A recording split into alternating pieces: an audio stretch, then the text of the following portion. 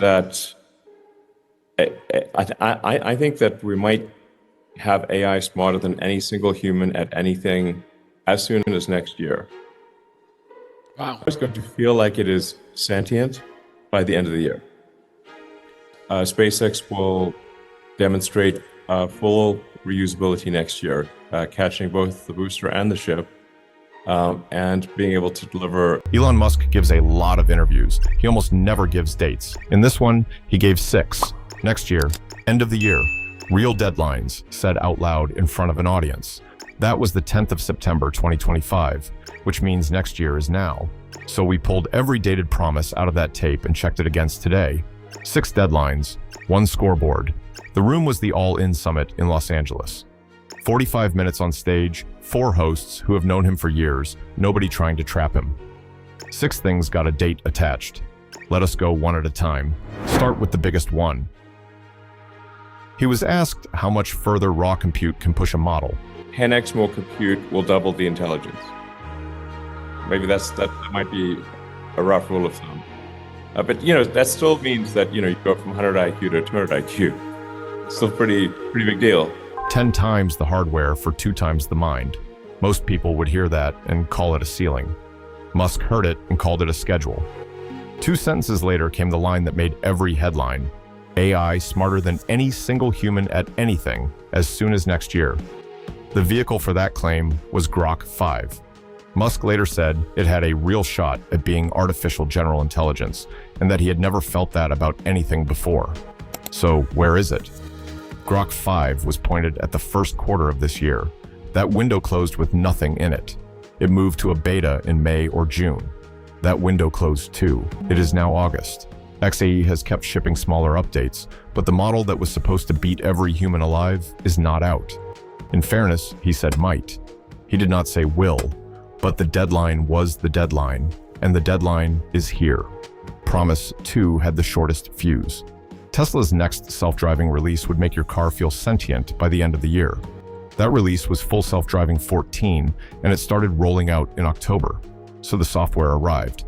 But the sentient part was pinned to one build, 14.3. 14.3 did not land by the end of the year. It slipped through the winter, was still in testing in March, and reached wide release around April. 4 months late on a 3-month promise. And he had used this language before. Version 13, he said, felt alive. The vocabulary gets recycled every release. A court has already named that pattern. In a case over his repeated self-driving predictions, the ruling called them corporate puffery. Nobody reasonable was supposed to believe it, although version 14 is genuinely good. One reviewer said it had become so good it was making him dangerously complacent. Promise 3 got quoted the most and understood the least. Metrics, the improvement in AI 5 will be 40 times better than AI 4. Wow. 40 times. That number traveled the internet on its own for a year. But listen to what he said straight after, because he showed his work. 8 times more raw compute, 9 times more memory, 5 times more bandwidth, and then a separate 5 times from fixing one specific bottleneck. The bottleneck was an operation called softmax. On the old chip, Tesla ran it in about 40 steps in emulation. On the new one, it happens natively in a few. 8 times multiplied by 5 times is 40. It was never one benchmark. It was 2 numbers stacked on each other. When the real figures came out this year, the honest number for useful compute was closer to 5 times, not 40. He did not lie. He gave a stacked number to a friendly room and let it travel. The chip itself is real. AI 5 taped out in April, Samsung finished the foundry work on a 2-nanometer line in Texas, and mass production is aimed at late this year. For an automotive chip that is a normal schedule, not a slipped one. The silicon is on track, the 40 is not. Promise 4 is the one he cares about most. Optimus, which he called the greatest product in the history of humanity. At the time, he said the design of version 3 was being finalized. Finalized. Not started, not explored, and it was taking more of his cycles than anything else he worked on. Then he explained, better than almost anyone has, why the hard part of a humanoid robot is not the brain. It is the hand. Roughly 27 degrees of freedom, depending how you count. And most of the muscles are not even in the hand. They sit in the forearm, pulling tendons. His phrase was that the hand is mostly a puppet. The hand and forearm together, he said, are the majority of the engineering difficulty of the whole robot. Then came the line that explains everything after it. Yes, we could not actually buy the actuators for any amount of money. They simply didn't exist, even though There are tens of thousands of electric motors in the world. None of them fit. Tesla had to design every motor, gearbox, and controller from scratch. 26 actuators per arm. So how did finalized go? The reveal was pushed, then pushed again. In spring, Musk said the robot was walking around but needed finishing touches. Then the reason changed, and Tesla started saying it was holding the reveal back so competitors could not copy it. 11 months after finalized, version 3 still has not been shown in full. The reveal is now aimed at late July or August, with early production at Fremont. And the leaked specs put the delay exactly where he said the difficulty was. Version 3 doubles the degrees of freedom in each hand, from 11 to 22. He told everyone in advance which part would be late. Then that part was late. Promise 5 was the most specific of all of them and the easiest to grade. Full reusability next year, catching both the booster and the ship. The booster half was close. SpaceX had caught boosters with the tower before. The ship half had never been done by anyone, and he explained why in the same interview. Nobody has ever built a fully reusable orbital heat shield. The shuttles took 9 months of repair after every single flight, tens of thousands of tiles, and everyone has to survive re-entry. Here is where that stands. On the 24th of July, Flight 13 flew. The ship came home and splashed down successfully. The booster did not. Its landing burn only partially lit. 10 of 13 center engines came on, 2 more shut down, and it hit the Gulf at speed. So as of today, neither half is complete. The ship has never been caught, and the booster catch he already had just failed.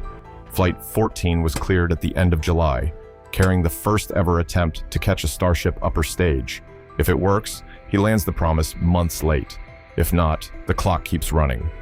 There is one Promise from that stage running exactly on schedule, and almost nobody talks about it. SpaceX had just agreed to buy about $17 billion of wireless spectrum, so Starlink satellites could talk straight to ordinary phones, no dish. And here he was, careful. He gave 2 years, not 1, because the frequencies do not exist in current phones. The chipsets have to change first, and the satellites have to match. In May, the regulator approved the deal. 65 megahertz nationwide. Direct-to-cell is already live in more than 20 countries, and the phones he described are on track for next year. The one Promise he did not rush is the one that is holding. Now, the strange part. 2 things from that afternoon landed fast. Neither was a deadline he set. Halfway through, Musk was describing how Grok rewrites training data, reading a page, deciding what is true, half-true, or missing, and fixing it. He used Wikipedia as the example. One of the hosts half-joked, "Could you just publish that? Make a Grokipedia." And Musk gave the most non-committal answer a founder can give. All right, I'll talk about that. So talk to the team about that, like the Grokipedia or whatever. Here's the Grokipedia version. I'll talk to the team. That is the sentence that usually means never. He announced it 20 days later. 47 days after that stage, Grokipedia was live with 885,000 articles. It crashed within hours, then came back that evening. The second thing was in the intro montage of that very episode. The board had proposed a new pay package, potentially $1 trillion in stock. 57 days after the interview, shareholders approved it. 75% in favor, against the recommendation of both major proxy advisory firms. And here is the detail that ties it together. To collect it, he has to hit the targets written into it. 20 million vehicles, 1 million robots, 10 million self-driving subscriptions, 1 million robotaxis. Every single one of those depends on the promises that just slipped. Added up, 6 dated promises from one afternoon. The AI that would beat every human alive is not out. The robot being finalized has not been shown. The rocket has not caught its ship. The car came 4 months late. The chip is real, the number was inflated, and the phone deal, the only one he gave 2 years, is on time. Now look at what separates the 2 halves of that list. The things that shipped on time only needed money, paperwork, and servers. A Spectrum purchase. an encyclopedia built by a model that already existed, a shareholder vote. The things that slipped were the things that had to touch the physical world. Tendons in a robot hand, tiles on a heat shield, actuators nobody on Earth sells. That is not a Musk problem. It is the oldest rule in engineering, and he described it himself on that stage better than his critics ever have. The direction was right. The dates were the fiction, and he is already several deadlines further down the road, because right after the line about next year, he said this.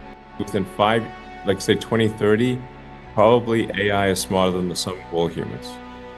Do you think humans are on 2030. That is the next deadline on the tape, on the record, in front of an audience, with a date attached. Based on the last 11 months, the safest bet is that he is directionally right and about 4 years optimistic. Call it 2034. We will check that one too.